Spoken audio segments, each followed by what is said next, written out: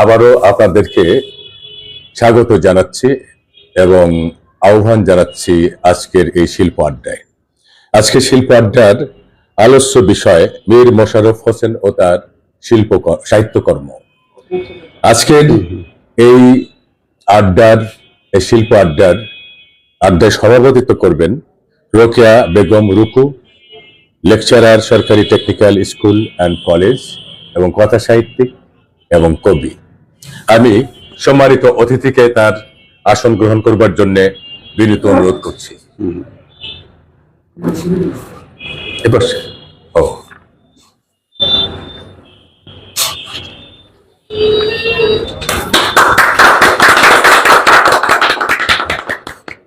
ধন্যবাদ। সম্মানিত দর্শক শ্রোতা, আজকের এই শিল্প আড্ডার প্রধান আলোচক অধ্যাপক সাদি সালমান, বিভাগীয় প্রধান, দর্শন বিভাগ, major general Mahmudul Hasan degree college, Anuhola. আমি স্যারকে তার আসন গ্রহণ করবার জন্য বিনীত অনুরোধ করছি। ধন্যবাদ স্যার। প্রিয় দর্শক শ্রোতা, আজকের যে বিষয় যে মীর মোশাররফ হোসেন এবং তার সাহিত্যকর্ম, আপনারা জানেন যে 1847 সালে তিনি কুষ্টিয়ায় জন্মগ্রহণ করেন এবং 1911 অথবা 12 সালে তিনি মৃত্যুবরণ করেন। আধুনিক লেখকদের মধ্যে সবচেয়ে উল্লেখযোগ্য মুসলিম লেখক এই মীর মোশাররফ হোসেন। উনি নানা কারণে বিখ্যাত, তার মধ্যে বেশি বিখ্যাত তার বিষাদ সিন্ধু লেখার কারণে। এটা আমাদের ধর্মীয় অনুভূতিকেও নাড়া দেয়, যেহেতু হাসান হোসেনকে নিয়ে লেখা, বিশেষ করে হাসান হোসেন রাদিয়াল্লাহু তাআলা আনহুকে উপজীব্য করে এই বিষাদ সিন্ধু লেখা। এটা আমাদের হৃদয়কে নাড়া দেয়। সেই ট্র্যাজিক লেখাটা এর জন্য বেশি বিখ্যাত। তো উনি আরো অনেক কিছু লিখেছেন, নাটক লিখেছেন, উপন্যাস লিখেছেন, প্রবন্ধ লিখেছেন, গল্প লিখেছেন। তাই যে সময় মুসলমানদেরকে তুলে ধরবার তেমন কেউ ছিল না, সেই সময় এই মীর মোশাররফ হোসেন তার যে লেখনী তিনি তুলে ধরেন, হাতে তুলে নেন এবং লিখতে শুরু করেন। তিনি মুসলমান সমাজের প্রতিনিধিত্ব করেন। আমরা আজকে এই দিনে এই মহান লেখকের বিদেহী আত্মার মাগফিরাত কামনা করছি। প্রিয় দর্শক শ্রোতা, এখন এই আলোচনায় প্রথম বক্তব্য তুলে ধরবার জন্য আমি বিনীত অনুরোধ করছি ডক্টর আলী রেজাকে। ডক্টর আলী রেজা একজন কলেজ শিক্ষক। উনি দর্শনের সহকারী অধ্যাপক, অত্যন্ত চমৎকার বলে থাকেন, বিশ্লেষণ ধর্মী বক্তব্য। আপনারা যদি মনোযোগ দিয়ে শোনেন, আশা করি আপনাদের ভালো লাগবে। ধন্যবাদ আপনাদেরকে। এখন বক্তব্য রাখছেন আজকের এই শিল্প আড্ডার প্রথম আলোচক অধ্যাপক ডক্টর আলী রেজা। ওটা টানা দরকার নেই। হ্যাঁ, দেখুন। ধন্যবাদ। আজকের শিল্প আড্ডার সম্মানিত সঞ্চালক, শিল্প আড্ডার সভাপতি আসন গ্রহণ করেছেন বাংলা ভাষা ও সাহিত্যের অধ্যাপক রোকেয়া বেগম রুকু, প্রধান বা মুখ্য আলোচক আজকের আড্ডার অধ্যাপক সাদি সালমান এবং উপস্থিত প্রাজ্ঞজন এবং বিজ্ঞজন। আজকের আলোচনার বিষয় বরাবরের মতো একটি নির্ধারিত বিষয় থাকে। আজকের আলোচনার বিষয় মীর মোশাররফ হোসেন। আমি সরাসরি আমার আলোচনার বিষয়ে চলে যাচ্ছি। মীর মোশাররফ হোসেন সম্পর্কে বলতে গেলে প্রথমেই যে কথাটা বলতে হয়, ব্রিটিশ ভারতে মীর মোশাররফ হোসেনের আবির্ভাব এমন একটি সময়ে, যে সময়টিতে মুসলমানরা সাহিত্য চর্চা শুরু করেনি বলা চলে। একেবারে আনুষ্ঠানিক সাহিত্য চর্চা যেটাকে বলা হয়, সেটা আধুনিক আনুষ্ঠানিক সাহিত্য চর্চা। সেরকম সাহিত্যিকের খুব অভাব ছিল। মীর মোশাররফ হোসেনের মাধ্যমে সেই অভাবটা শুধু পূরণ হয়নি, রীতিমতো সমৃদ্ধ একটা সাহিত্য সৃষ্টি করে বাংলা সাহিত্যে একটি উচ্চ আসন তিনি লাভ করেছিলেন।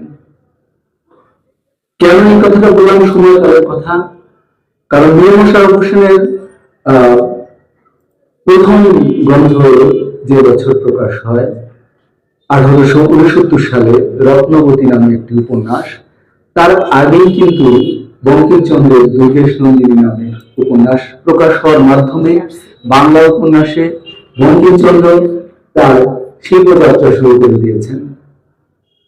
তার আগে মাইকেল মধুসূদন দত্ত এবং দীনবন্ধু মিত্রের মাধ্যমে মহাকাব্য লেখা হয়ে গেছে।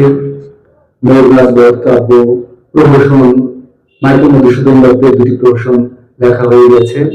তার আগে নাটক লিখেছিলেন আরো কয়েকজন। এরা সবাই কিন্তু একটি বিশেষ সম্প্রদায় ছিল। যখন মুসলমান সম্প্রদায় শুধু সাহিত্য চর্চায় না, শিক্ষা দীক্ষায় সবকিছুতেই পিছিয়ে ছিল। যদিও ইংরেজরা মুসলমানদের কাছ থেকে ক্ষমতা নিয়েছিল, এতে বোঝা যাচ্ছিল যে মুসলমানরাই বোধহয় তখন প্রভাবশালী ছিল, রাজ ক্ষমতায় যেহেতু ছিল। আসলে ব্যাপারটা তা ছিল না। ক্ষমতায় মুসলমানরা থাকলেও দিল্লি কেন্দ্রিক যে একটা ছিল, বাংলার নগরী আমল ছিল, কিন্তু সামাজিক ভাবে হিন্দু সম্প্রদায় কিন্তু প্রভাবশালী ছিল। সামাজিক ভাবে মুসলমান সম্প্রদায় খুবই ডমিনেটেড ছিল, আধিপত্য বিস্তার করত হিন্দু সম্প্রদায়। ঠিক এই সময় মীর মোশাররফ হোসেন এসে সাহিত্য রচনায় হাত দেন।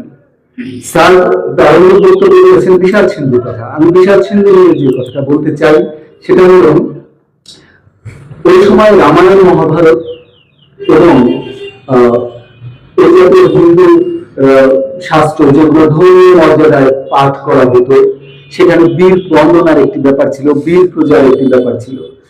তো এটা হতো কি যে হিন্দু সম্প্রদায় যখন মনে করতো যে বীরত্ব বলতে আসলে তো আমরাই, আমাদের আসলে বীর আছে, সেই রামায়ণের বীর, মহাভারতের যে বীর, এটাই দিয়ে সাহিত্য রচনা হতো। এই প্রথমবারের মতো সাহিত্য মীর মোশাররফ হোসেন নিয়ে আসলেন এই বীর বন্দনার সাহিত্য। বিষাদ সিন্ধু নামের এই কারবালার বিষাদময় কাহিনী নিয়ে তিনি যেটা করলেন, সেটা কিন্তু ওই হিন্দু শাস্ত্রের যে সাহিত্য, যে বীর বন্দনা, সেটা মুসলমানদের জন্য সেই অভাবটা তিনি পূরণ করে দিলেন। আমরা ইমাম হোসেন, তারপরে ওই সময় কারবালার যুদ্ধের যেসব মুসলমান বীর, তাদের কাহিনী কিন্তু আমরা ঠিক একেবারে পৌরাণিক কাহিনীর মতো আমরা গ্রহণ করা, মুসলমান সম্প্রদায় গ্রহণ করা শুরু করলো মীর মোশাররফ হোসেনের মাধ্যমে। তারপরে সাহিত্যের অন্যান্য শাখা যেমন প্রহসন রচনা হয় নাই। আমার আশ্চর্য লাগে যে মীর মোশাররফ হোসেন কতটা আধুনিক ছিলেন। উনি কিভাবে বুঝতে পেরেছিলেন যে আমাদের মহাকাব্যের যুগ শেষ হয়ে গেছে? কারণ তার আগে মহাশ্মশানে লিখে কায়কবাদ কিন্তু খুব একটা নাম করতে পারেন নাই। যতটা মাইকেল মধুসূদন দত্তের মাধ্যমে মহাকাব্যের যুগ আসলে শেষ হয়ে গেছে। এই কারণে বাংলা সাহিত্যে মহাশ্মশান কিন্তু ওই মেঘনাদ বধ কাব্যের মতো অতটা উল্লেখযোগ্য হয় নাই এবং অতটা পাঠক নিয়ন্ত্রিত হয় নাই। মীর মোশাররফ হোসেন প্রথমেই গদ্যে চলে আসলেন, রত্নবতী উপন্যাস, রীতিমতো আধুনিক গদ্য সাহিত্য চলে আসলেন। ওই সময়ও কিন্তু কাব্য সাহিত্যের একটা ধারা ছিল এবং সবাই কবিতা দিয়ে শুরু করতেন। পরবর্তীতে মীর মোশাররফ হোসেন কবিতা লিখেছেন, কিন্তু সেগুলো খুবই গৌণ। নাটক লিখলেন জমিদার দর্পণ। জমিদার দর্পণ নিয়ে একটু বলতে হয় যে কখন এবং কোন পরিস্থিতিতে জমিদার দর্পণ নাটকটা উনি লিখলেন। উনি নিজে জমিদার বংশের ছেলে ছিলেন, যদি নিজে জমিদার ছিলেন না, জমিদারি সেরেস্তায় কাজ করেছেন, ম্যানেজারি করেছেন জমিদারিতে, কিন্তু নিজে জমিদার ছিলেন না, কিন্তু তার বাবার জমিদারি ছিল। তো উনি জমিদার দর্পণ নাটকে যখন জমিদারদের শৃঙ্খল জীবন, জমিদারদের অসামাজিক কার্যকলাপ, জমিদারদের শোষণ, এইসব যখন তুলে ধরলেন, তখন কিন্তু জমিদার বংশের ছেলে হিসাবে সে খুব একটা ভালো অবস্থায় ছিলেন না। উনি জমিদার দর্পণের মুখবন্ধে উনি লিখেছিলেন যে জমিদার বংশের ছেলে হয়ে জমিদার দর্পণ লেখা আমার জন্য খুব একটা আয়েস হয়নি। মানে ওনাকে খুব চাপে পড়তে হয়েছিল ওই সময়। জমিদার দর্পণের যে জমিদার মেরাজ, ছোট জমিদার এবং বড় জমিদার সিরাজ, এদের লাম্পটের কাহিনী, যেরকম মাইকেল মধুসূদন দত্ত তার প্রহসনে গোড়া হিন্দুদের লাম্পটের কাহিনী তুলে ধরেছিলেন, সেরকম জমিদারদের লাম্পটের কাহিনী ছিল। যার কারণে এটা কিন্তু এমন একটা নাটক ছিল ওই সময়ে, বেশ সারা কারণ, এবং সাধারণ মানুষ এটাকে গ্রহণ করেছিল, কারণ সাধারণ মানুষ তখন জমিদারদের দ্বারা অত্যাচারিত ছিল, নির্যাতিত ছিল। এটা হলো বিশাল সিন্ধুর পরে এই নাটক, জমিদার দর্পণ নাটক। তারপরে অনেক নাটক, বসন্ত কুমারী বোধহয় তার প্রথম নাটক ছিল, নাট্যকার হিসেবে বিখ্যাতমান হয়েছিলেন পরবর্তীতে। আর একটা বিষয় বলেই আমি আমার বক্তব্য শেষ করবো, সেটা হলো মীর মশাররফ হোসেন কতটা সমাজ সচেতন ছিলেন এবং কতটা অসাম্প্রদায়িক ছিলেন, এবং ধর্মীয়ভাবে কতটা অনুভূতি প্রবণ ছিলেন। শুধু ইসলাম ধর্ম না, সকল ধর্মের প্রতি তার কতটা সংবেদনশীলতা ছিল, তার একটা প্রমাণ পাওয়া যায়। গোড় জীবন নামে উনি একটা প্রবন্ধ গ্রন্থ রচনা করেছিলেন। গোড় জীবন প্রবন্ধ প্রকাশ হওয়ার পরে উনার কিন্তু মুসলমান সম্প্রদায়ের কাছ থেকে উনি অনেক নিন্দা এবং অনেক চাপের সম্মুখীন হয়েছিলেন, অনেক সমালোচনার সম্মুখীন হয়েছিলেন। কেন? উনি তখন বলেছিলেন যে এই ভারতবর্ষে অথবা বাংলায় হিন্দু মুসলমান এই দুটি সম্প্রদায় সম্প্রীতির মাধ্যমে বসবাস করেন। সাম্প্রদায়িক সম্প্রীতির এই ভূখণ্ডে যখন দেখা যায় যে জমিদাররা যখন গরু কোরবানি বা গরু হত্যা, ওরা হত্যা বলতো, আমরা তো বলতাম গরুর মাংস যেহেতু মুসলমানদের জন্য হালাল এবং সবচেয়ে উপাদেয়, যার কারণে গরু জবাই হতো, এবং কুরবানির সময় তো গরু হতোই। যার কারণে মীর মশাররফ হোসেনের ব্যাখ্যাটা ছিল এরকম যে আরবে তো গরু জবাই হয় না, সেখানে তো দুম্বা এবং উট কুরবানি হয়, তার মানে গরু দিয়ে যে কুরবানি করতে হবে এমন কোনো কথা নাই। বিকল্প হিসাবে গরুর বিকল্প হিসাবে মহিষ এবং দুম্বার বিকল্প হিসাবে যদি ছাগল দেওয়া হয়, সেক্ষেত্রে এই সাম্প্রদায়িক ব্যাপারটা আর থাকে না, কারণ গরুটা এই সাম্প্রদায়িক একটা বিষয়। যার কারণে মীর মশাররফ হোসেন ওইখানে বলার চেষ্টা করেছিলেন যে সাম্প্রদায়িক সম্প্রীতিটা অক্ষুণ্ণ রাখার স্বার্থে আমরা গরু জবাই থেকে বিরত থাকতে পারি। এই ধরনের একটা মতামত গোজীবন প্রবন্ধে, এই ধরনের একটা মতামত দেওয়ার পরে এটা কিন্তু ব্যাপকভাবে একটা বিস্ফোরণের মতো হয়ে গেল। মীর মশাররফ হোসেন সামাজিকভাবে চাপে পড়ে গেলেন। তারপরে উনি সর্বশেষ সালিশ টালিশের মাধ্যমে বোধহয় ক্ষমাও চেয়েছিলেন, এরকম কিছু লেখায় পাওয়া যায়। উনি ক্ষমা চেয়ে মোটামুটি একটা সুরাহা করেছিলেন। কিন্তু সামাজিকভাবে কতটা সেন্সিটিভ উনি ছিলেন যে এই গরু জবাইয়ের মাধ্যমে, ভারতবর্ষে আবার তখন কৃষি প্রধান ছিল, গরু চাষ আমাদের জন্য কিন্তু প্রধান উপকরণ গরু, সেটাও যদি স্বল্পতা দেখা দেয় এক পর্যায়ে কৃষিকাজের সমস্যা তৈরি হতে পারে, এই ধরনের একটা চিন্তাও তার হয়তো ছিল, ধর্মীয় চিন্তা তো ছিল। এই কারণে ধর্মীয় ভাবে সচেতন, সামাজিক ভাবে সচেতন, এই সচেতনতার পরিচয় দেওয়ার মাধ্যমে মীর মশাররফ হোসেন কিন্তু শুধু সাহিত্যিক হিসাবে নয়, সমাজ সংস্কারক হিসাবে উনি আবির্ভূত হলেন এবং উনি বিশাল একটা অবদান রেখে গেলেন। এই হলেন আমাদের মীর মশাররফ হোসেন। তো সাহিত্যের এই জায়গাটা পূরণ করেছিলেন। তার পরবর্তীতে আমরা দেখলাম যে কিছু মুসলমান সাহিত্যিক একেবারে যোগসুর পর্যন্ত বিপ্লবী সাহিত্যিক তৈরি হওয়া শুরু করলো। নাটক, উপন্যাস, আত্মজীবনী তো লিখেছেন, এগুলো হলো মূল ধারার, পাঠ্যপুস্তক পর্যন্ত লিখেছেন। আমরা যদি সব্যসাচী বলতে চাই, যিনি সব কিছু লিখেছেন এবং সব ক্ষেত্রে সফল হয়েছেন, সেই কথাটাও কিন্তু আমরা মীর মশাররফ হোসেনের ক্ষেত্রে বলতে পারি। কারণ বিষাদ সিন্ধুর মতো বীর বন্দনার একটা সাহিত্য মুসলমানদের জন্য ছিল না, বিষাদ সিন্ধুর আগে এটা ছিল না। মীর মশাররফ হোসেন এই জায়গাটা খুব দক্ষতার সাথে এবং খুব শিল্প মান সম্পন্নভাবে উনি কিন্তু পূরণ করে দিলেন, একদম শৈল্পিক ভাবে। এই জন্য ভারত বা বাংলা সাহিত্যে মুসলমান, আসলে সাহিত্য তো মুসলমান কিন্তু মিলে, তবু আমরা ভাগটা এই জন্যই করি যেহেতু ছিল না, অভাবটা পূরণ করেছেন মীর মশাররফ হোসেন। এই জন্য আমরা বলি যে মুসলমান সাহিত্য বা মুসলমান রচিত সাহিত্য, মুসলমান রচিত সাহিত্যের একটা সমৃদ্ধ ধারা যে হয়েছিল, সেটার সূত্রপাত এবং সেটার কি বলবো যে সেটার শুরুটা করে দিয়েছিলেন মীর মশাররফ হোসেন। এখানে মীর মশাররফ হোসেনের বিশেষত্ব। মীর মশাররফ হোসেন সম্পর্কে আমাদের মুখ্য আলোচক আছেন, আমাদের বাংলা ভাষা ও সাহিত্যের অধ্যাপক সোহেল চন্দ্র আছেন, বিস্তারিত বলবেন এবং খুব সমৃদ্ধ আলোচনা করেন ওনারাও।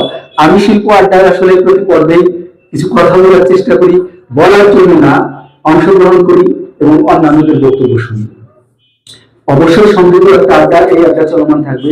আমি আবারও আড্ডার আয়োজক আমিনুল ইসলাম স্যার অধ্যক্ষ মোহাম্মদ হাসান আদর্শ কলেজ, তার প্রতি কৃতজ্ঞতা জানাচ্ছি, এবং যারা এখানে সরাসরি উপস্থিত হয়ে শুনলেন তাদের প্রতি কৃতজ্ঞতা, এবং লাইভে যারা দেশে বিদেশে যুক্ত আছেন তাদের সকলের প্রতি কৃতজ্ঞতা জানিয়ে আমি আমার বক্তব্য শেষ করছি। ধন্যবাদ সবাইকে।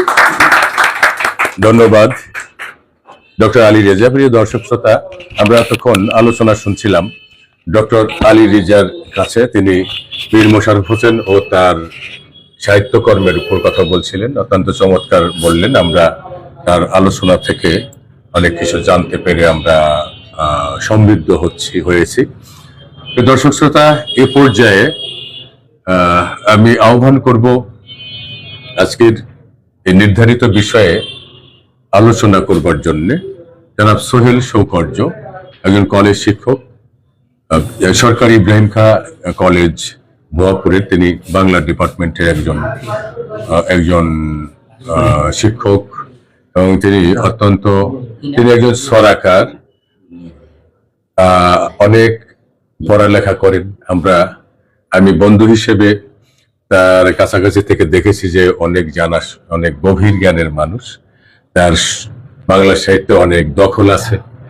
আজকে তার কাছ থেকে আমরা মীর মোশাররফ হোসেন সম্পর্কে জেনে সমৃদ্ধ হতে চাই। তো সোহেল সৌকর্য, কলেজ শিক্ষক, আমি একটু সাহায্য করি। ঠিক আছে স্যার। হ্যাঁ, এখন আলোচনা নিয়ে আসছেন সোহেল সৌকর্য। ধন্যবাদ। আজকের এই চমৎকার মঙ্গলবারের শিল্প আড্ডার সম্মানিত সঞ্চালক, এই আড্ডার বিদগ্ধ সভাপতি, বিদগ্ধ আলোচকবৃন্দ এবং বিদগ্ধ শ্রোতৃমণ্ডলী, সবাইকে আমার বিনম্র শ্রদ্ধা এবং বৈষ্ণব অভিনন্দন জানিয়ে আমি এদের কিছু কথা বলব। আমি প্রাতিষ্ঠানিকভাবে অনার্স প্রথম বর্ষে বাংলায় বিষাদ সিন্ধু পড়াই, 4টি উপন্যাস পড়াই। একটা হল সূর্য বিনিময় আগুন সাহাব, একটা রবীন্দ্রনাথের চতুরঙ্গ, একটা বঙ্কিমের কৃষ্ণকান্তের, একটা বিষাদ সিন্ধু। আমি যদি আগে জানতাম আমি যদি দেখে আসতে পারতাম আর কি, কারণ আমার পঠন পাঠন এত বেশি না যে আমি বিনা প্রস্তুতিতে দীর্ঘ সময় বক্তৃতা করার যোগ্যতা রাখি। তবে আমি সাহিত্যের একজন অজরক্ত পাঠক। প্রথমে নামের ক্ষেত্রে একটা বিভ্রান্তি আছে। আমরা অনেকেই বলি মোশাররফ, মোহাম্মদ ওকার দেই। আমাদের স্যার ইউনিভার্সিটিতে শিখিয়েছেন যে মোহাম্মদ ওকার হয় না, মোশাররফ হোসেন। আমার পূর্ববর্তী বিদগ্ধ আলোচক ডক্টর আলী রেজা খুব চমৎকার বলেন, বোদ্ধা মানুষ, ক্রিয়েটিভ ব্যক্তি। উনি খুব সুন্দর কথা বলেছেন মোশাররফ হোসেনের বহুমাত্রিক দিক। আসলে যে কোনো সাহিত্যিকের আলোচনা প্রসঙ্গে তার স্থান, কাল, সময়, বাস্তবতা, পারিপার্শ্বিকতা সবকিছু নিরিখে আসলে আলোচনা করা দরকার। ওই সময়টা ছিল 1847 জন্ম, 1911 অথবা 12 সালে তার মৃত্যু। এটা পশ্চাৎপদ অবিকশিত সমাজ বাস্তবতায় সাহিত্য চর্চা করেছেন। উনি বিভিন্ন পত্রিকা সম্পাদনা করেছেন। প্রাতিষ্ঠানিক পড়াশোনা 5ম শ্রেণী, যদি প্রাতিষ্ঠানিক পড়াশোনা কোনো বিষয় না, জানার প্রচন্ড আগ্রহ ছিল। পত্রিকার সাথে জড়িত ছিলেন। ওনার বন্ধু ছিলেন লালন ফকির, কাঙ্গাল হরিনাথ। তার পেশাগত জীবনে উনি জমিদারের স্টেটের নায়ক ছিলেন। অবশ্যই আমাদের টাঙ্গাইলে অবস্থান করেছেন। শান্তিকুঞ্জের মোড়ে ওখানে বসে উনি বিষাদ সিন্ধু রচনা করেছেন, তার অমর সাহিত্য সৃষ্টি। যেহেতু বিষাদ সিন্ধুর সাথে টাঙ্গাইলের স্মৃতি বিজড়িত, আমি এই জন্য ঐতিহাসিক ভাবে খুব গর্ব অনুভব করি যে টাঙ্গাইলের মাটি মীর মোশাররফ হোসেনের পদস্পর্শে ধর্মীয় হয়েছে। আমরা জানি যে 19 শতক একটা নড়ে চলে বছর একটা সময় আর কি, ইতিহাসের একটা বাঘ বদল। আমরা দেখব 1861 সালে কয়টা ঘটনা ঘটে। একটা হলো আমার পূর্ববর্তী বক্তা আলিরা বলেছেন মাইকেল মধুসূদন দত্ত, ধূমকেতুর মতো বাংলা সাহিত্যের আবির্ভাব মাত্র 2.5 বছরের সাহিত্য সাধনায় সবকিছুতেই একটা নতুনত্বের সূচনা করেছেন। সলিড ছিল না, উনি বাংলা কবিতা সনেটে প্রবর্তন করলেন এবং আজও মাইকেলের সনেট বা 14 কবিতা বলে অনতিক্রম। উনি ট্র্যাজেডি লিখলেন কৃষ্ণ কুমারী, বাংলা সাহিত্যের প্রথম সার্থক ট্র্যাজেডি। উনি মহাকাব্য লিখলেন মেঘনার বধ কাব্য, বাংলা সাহিত্যের একমাত্র সার্থক মহাকাব্য। আর যারা তাকে অন্ধকার অনুসরণ করেছেন দৈনিকচন্দ্র সেন, হেমচন্দ্র বন্দ্যোপাধ্যায় অথবা কায়কোবাদ, তাদের কবি প্রতিভা ছিল খুব সীমিত পর্যায়ের। পাশ্চাত্য মহাকাব্য তার কোনো পদের নাই। দান্তের ডিভাইন কমেডি অথবা আমার বন্ধুবরের সাথে কথা হলো জন মিল্টন, বন্ধুবর উজ্জ্বল অধ্যক্ষ মহোদয়, উনি বলে থাকেন ওনার কাছ থেকে শেখা, এবং আমি নিজে বিশ্বাস করি আর কি, যে জন মিল্টনের প্যারাডাইস লস্ট এটা কোনো মানুষের পক্ষে লেখা সম্ভব না। এখানে যে কল্পনার প্রতিভা বিস্তার ঘটেছে আর কি, মনে হয় যে অলৌকিক ক্ষমতা সম্পন্ন করে একটা মানুষ স্বর্গবর্ত পাতারের দীর্ঘ বিস্তৃত পরিসরে কল্পনাকে প্রসারিত করে দিয়েছেন, জীবনকে এঁকেছেন আর কি। সেই পাশ্চাত্য প্রভাবিত যিনি কবিতার যুগে পুরো জীবনটাকে কি করেছেন, হাতের মুঠো দিয়ে জুড়ে ফেলেছেন, সেই মাইকেল মধুসূদন দত্ত তার মেঘনার বধ কাব্য, যে অমর কাব্য, এটা প্রকাশ করেন 1861 সালে। এই সালে পৃথিবীর, আমি বাংলা ভাষা সাহিত্য বলবো না, আমাদের আলোচনা নিয়ে যেতে হবে বৈশ্বিক পরিসরে। আমি এটা আগে দেখেছিলাম শেক্সপিয়ারের হ্যামলেট, কবি শামসুল আহমদ মোহাম্মদ। কারণ শেক্সপিয়ারের কবি প্রতিভা আসলে লোকোত্তর, একটা বিস্ময়, একটা মহাজাগতিক ঘটনার মতো একটা ব্যাপার। ঠিক তেমনিভাবে আমাদের রবীন্দ্রনাথকে আমরা শুধু বাংলা সাহিত্যে বলবো না, কিন্তু বৈশ্বিক পরিসরে এর যে বিচিত্র গানিতা, রবীন্দ্র সাহিত্যের যে বৈপুল্য অর্থাৎ বিশালতা এবং বৈচিত্র্য, এটাকে বিস্ময় আর কি। সেই কবি সম্রাট রবীন্দ্রনাথের জন্ম হয়েছে 1861। আমরা যেটা বাংলা সাহিত্যের প্রথম সার্থক উপন্যাস রচয়িতা সাহিত্য সম্রাট বঙ্কিমচন্দ্র চাটুর্যী, উনি 1865 সালে লেখেন দুর্গেশ নন্দিনী। 66-তে তার কালজয়ী উপন্যাস আমাদের কপালকুণ্ডলা। এই কাল পরিসরে বাংলা সাহিত্যের একটা শিক্ষা দীক্ষা একটু পশ্চাৎপদ মুসলমান সম্প্রদায়ের মধ্যে এক মহান লেখকের আবির্ভাব ঘটে। তিনি হলেন মীর মশাররফ হোসেন। তার প্রথমাত্মিক প্রতিভা মজুর আলিরা বলেছেন, নাটক লিখেছেন জমিদার দর্পণ, যদিও এটা নীল দর্পণের অনুকরণ। নীল দর্পণের যে শিল্প সিদ্ধি, আমরা জানি নাটকের মধ্যে নাটকীয় দ্বন্দ্ব থাকে, সংলাপ থাকে। এইসব সংলাপ রচনায়, নাটকের দ্বন্দ্ব রচনায় আমাদের নীল দর্পণের যে নাট্যকার দীনবন্ধু মিত্র, এই নাটকটা আবার মাইকেল মধুসূদন দত্ত কি করেছেন, ইংরেজি অনুবাদ করেছেন, আমার আছে। সেখানে তার যে নাটকীয় উৎকর্ষ, সেটা কিন্তু আমরা জমিদার দর্পণের মধ্যে পাবো না। জমিদার দর্পণ পুরো একটা সাদা মাটা, একটা স্কেচ আর কি। তারপরে জমিদার ঘরের ক্ষয়িষ্ণু জমিদার পরিবারে জন্ম নিয়েও জমিদারদের প্রজা শোষণ এবং অত্যাচারী কাহিনী লেখা কিন্তু সহজ ব্যাপার ছিল না। উনি পরিবারে নিগৃহীত হয়েছেন, সামাজিকভাবে নিগৃহীত হয়েছেন, কোণঠাসা হয়েছেন। কিন্তু আমরা জানি যে কবির কলমে বা লেখকের লেখনীতে সত্য কি হয়ে ওঠে, তাই না? সত্য কৃপাণীর মতো আর কি, তলবাড়ির মতো ঝলসে উঠে আর কি, কারণ লেখকেরা হলেন সত্য দ্রষ্টা। মীর মশাররফ হোসেন প্রহসন লিখেছেন, নাটক লিখেছেন, আত্মজীবনী লিখেছেন, পত্রিকা সম্পাদনা করেছেন।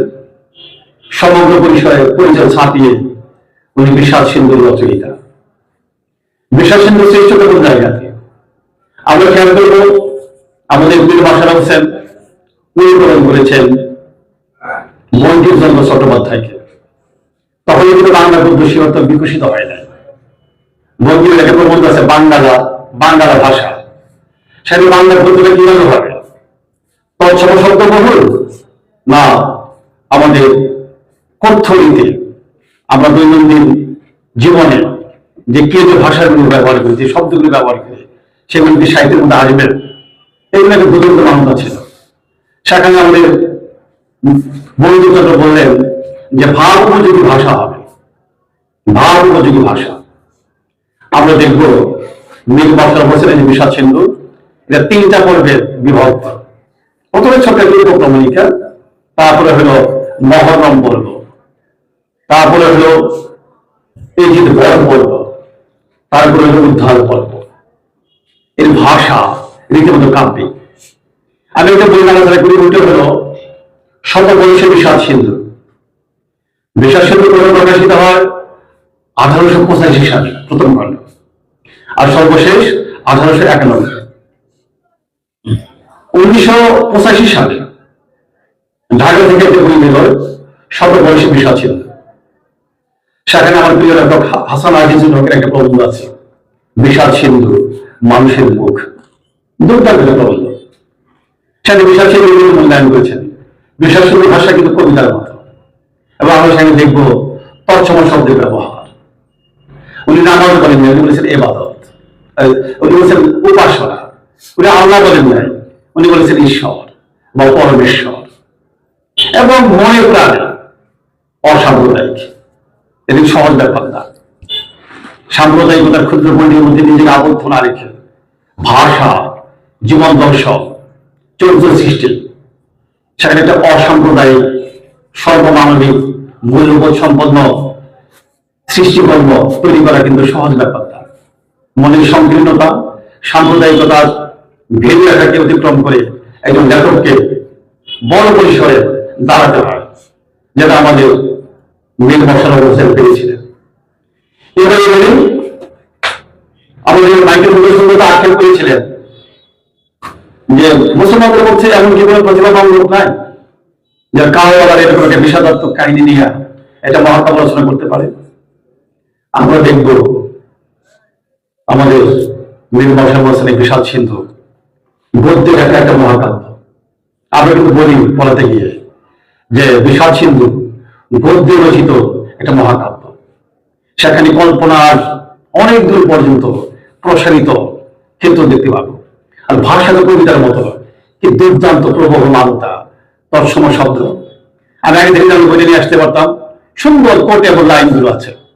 তার আগে বলিনি, এটা কিন্তু পুঁথি সাহিত্যের প্রভাবে লেখা।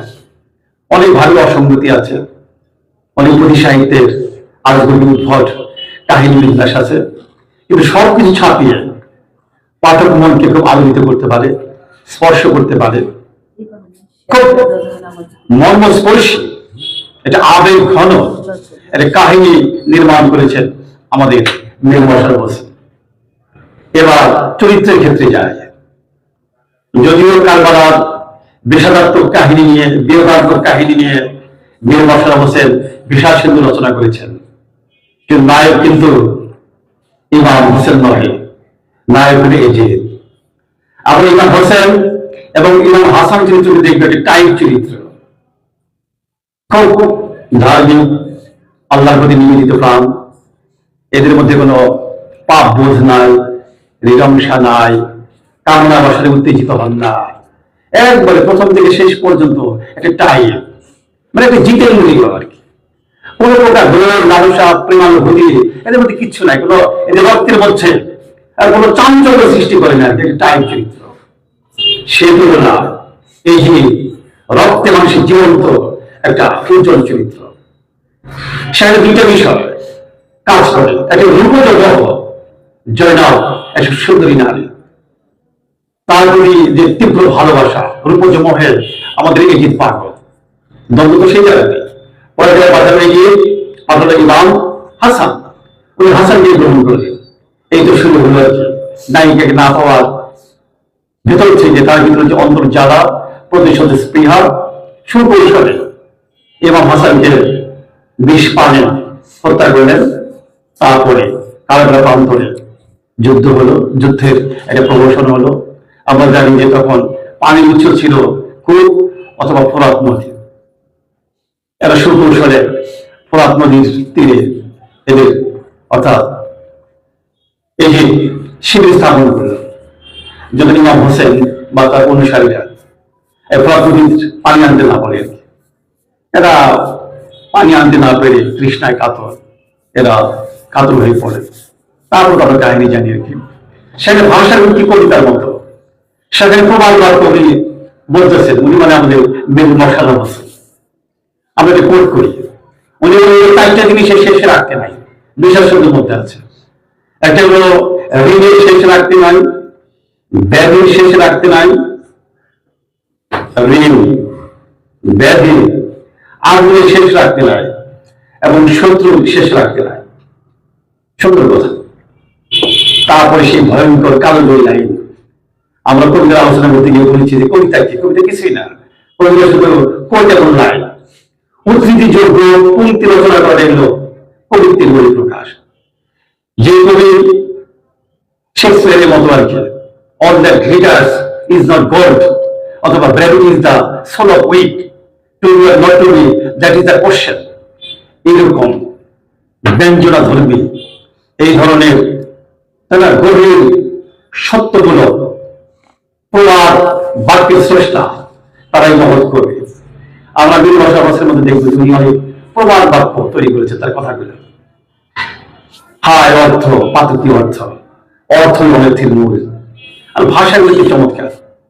আমাদের ভাষা মাধুর্য ভর তারপর বলতে বলেছেন যে বিশাল ছন্দের মধ্যে আমি যদি দেখবো শব্দের মধ্যেই শব্দার্থ নিহিত। গভীর ব্যঞ্জনা ধর্মী কথাবার্তা নাই, তৎসম শব্দ কঠিন হলেও এক ধরনের কাব্যিক লালিত্য আছে, মাধুর্য আছে, সুখপাঠ্যতা আছে। কিন্তু শব্দের অর্থ জানলে আমরা অর্থগুলো তাহলে সহজে বোধগম্য হয়। উনি বললেন যে বিশ্বাস সিন্ধুর ভাষার ব্যবহার সম্পর্কে আলোচনা করতে বললেন যে বিশ্বাস সিন্ধুর মধ্যে কিন্তু আমরা শব্দের মধ্যেই শব্দার্থের একটি অনুরণন আর কি। যে মহান লেখকের লেখা শতাব্দ পেরিয়ে জনপ্রিয়তা শীর্ষে থাকে, একাডেমিক গুরুত্ব পায়, তিনি কালজয়ী লেখক। আমরা এক সময় দেখতাম যে বিশ্বাস সিন্ধুকে সাধারণ মুসলমান বাঙালি পাঠক উপন্যাসের মধ্যে দাঁড়াচ্ছিলেন। এটাকে মনে করতে একটা ধর্মীয় গ্রন্থের মতো। যে বই কোরআন হাদিস ইসলামিক গ্রন্থের পাশে ধর্মীয় গ্রন্থ বিবেচনা করে বাঙালি মুসলমান সমাজে যুগ যুগ ধরে সমাদৃত হতো, পঠিত হতো, সেই বইটা অমর সৃষ্টি। মেরু মশালা বলছেন চিরকাল। রবীন্দ্রনাথ, নজরুল, জীবনানন্দ, মানিক বন্দ্যোপাধ্যায়ের মতোই বাংলা সাহিত্য যতদিন টিকে থাকবে ততদিন তার বিশাল সিন্ধু সমান জনপ্রিয়তা নিয়ে টিকে থাকবে। আমি মহান স্রষ্টার সৃষ্টির প্রতি, বিদেহী আত্মার প্রতি আমার বিনম্র শ্রদ্ধা নিবেদন করে আমার বক্তব্য শেষ করছি। ধন্যবাদ। ধন্যবাদ সোহেল সৌকর্য। প্রিয় দর্শক শ্রোতা, আমরা শুনছিলাম মীর মশাররফ হোসেন ও তার সাহিত্য কর্মের উপর আলোচনা করছিলেন সোহেল সৌকর্য। আমরা অনেকক্ষণ মন্ত্রমুগ্ধের মতো তার আলোচনা শুনছিলাম। অত্যন্ত চমৎকার তিনি বলেছেন, যা থেকে আমরা সমৃদ্ধ হচ্ছি বা হয়েছি। প্রিয় দর্শক শ্রোতা, এখন আমাদের গত অনুষ্ঠানে মুখ্য আলোচক ছিলেন এবং তার আগেও তিনি প্রত্যেক শিল্প আড্ডার প্রত্যেক পর্বে তিনি বক্তব্য রাখেন এবং অত্যন্ত জনপ্রিয় একজন আলোচক, অ্যাডভোকেট আল রুহি, কথা সাহিত্যিক, নজরুল গবেষক এবং চমৎকার তিনি বলে থাকেন। আজকে আশা করি আজকেও তাই বলবেন। অ্যাডভোকেট আল রুহি। আজকের সাহিত্য আড্ডার সম্মানিত সভাপতি প্রিয় ভাজন রুকিয়া রুকু, মুখ্য আলোচক আমার বন্ধু সাদি সালমান, আর এই অনুষ্ঠানের আয়োজক, মডারেটর, সঞ্চালক, যেভাবেই তাকে অভিহিত করি, তিনি নানা গুণে গুণান্বিত। তিনি আলোচনা না করেও আলোচক, বক্তব্য না দিয়েও তিনি প্রভাষক। এত চমৎকার তিনি উপস্থাপনা করেন সেই বিশিষ্ট শিক্ষাবিদ মেজর জেনারেল মাহমুদুল হাসান আদর্শ কলেজের সম্মানীয় অধ্যক্ষ জনাব আমিনুল ইসলাম উজ্জ্বল। আলোচনা করলেন অনুস্প্রতিম আলী রেজা, আলোচনা করলেন অনুস্প্রতিম সোহেল সৌকর্য। এখানে উপস্থিত রয়েছেন প্রবীণ বন্ধু, একসময় নজরুল গবেষণার ক্ষেত্রে যার সঙ্গে আমার মিশবার সুযোগ হয়েছে, সেই মানিকগঞ্জ, ফরিদপুর, চুয়াডাঙ্গা, টাঙ্গাইলের বিভিন্ন জায়গায়, ঢাকাতে, সেই নজরুল গবেষক রফিক চৌধুরী। অনুস্প্রতিম আমাদের আরেক জুনিয়র। যাই হোক, সকলকে শুভেচ্ছা জানাই, অভিনন্দন জানাই এই অনুষ্ঠানের মধ্য দিয়ে। এটি একটি চমৎকার অনুষ্ঠান। মীর মোশাররফ হোসেন মুসলমানদের মধ্যে বাংলা গদ্য লেখায় তিনি একটি পথিকৃতের ভূমিকা পালন করেছেন নিঃসন্দেহে। তার অবদান শুধু ভাষা শৈলী নির্মাণে নয়, সাহিত্যের যে মূল ধারা, বাংলা সাহিত্যের যে মূল ধারা, বঙ্কিমের পরে বাংলা ভাষা সাহিত্যের যে মূল ধারা, বিশেষ করে মুসলমানদের মধ্যে, তিনি সেটি প্রতিষ্ঠা করতে সক্ষম হন। জন্ম কুষ্টিয়াতে 1847, মৃত্যু 1911-12। সমালোচকদের মধ্যে এ নিয়ে মতদ্বৈততা রয়েছে। তার সাহিত্য জীবন বর্ণাঢ্য। ব্যক্তি জীবনে তিনি ছিলেন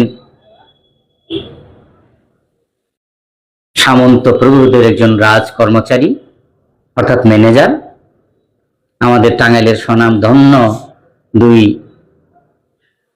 ভাতৃদ্বয়, স্যার আব্দুল হালিম খান গজনবী, স্যার আব্দুল হালিম করিম গজনবী, এই দুই ভাতৃদ্বয়ের জমিদারি স্টেট, যেটাকে বলা হয় লোহানী স্টেট, সেই স্টেটের তিনি ম্যানেজার ছিলেন।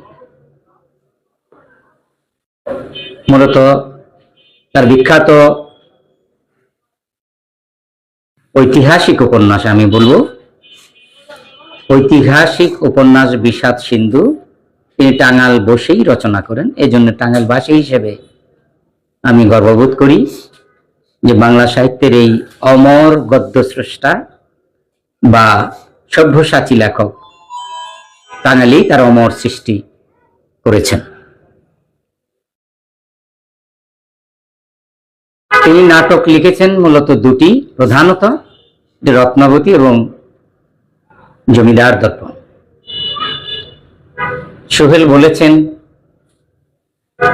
নাটক দুটি অনুকরণ। পৃথিবীর অনেক মহৎ সাহিত্য ভাবাদর্শেই রচিত হয়, কিন্তু সেটি আমরা অনুকরণ বলে সেটির বিরূপ সমালোচনা এভাবে করতে পারি না। যদি সমালোচনা করতেই হয় তার লিখিত রূপেই বলতে হবে, এটি আমি মনে করি।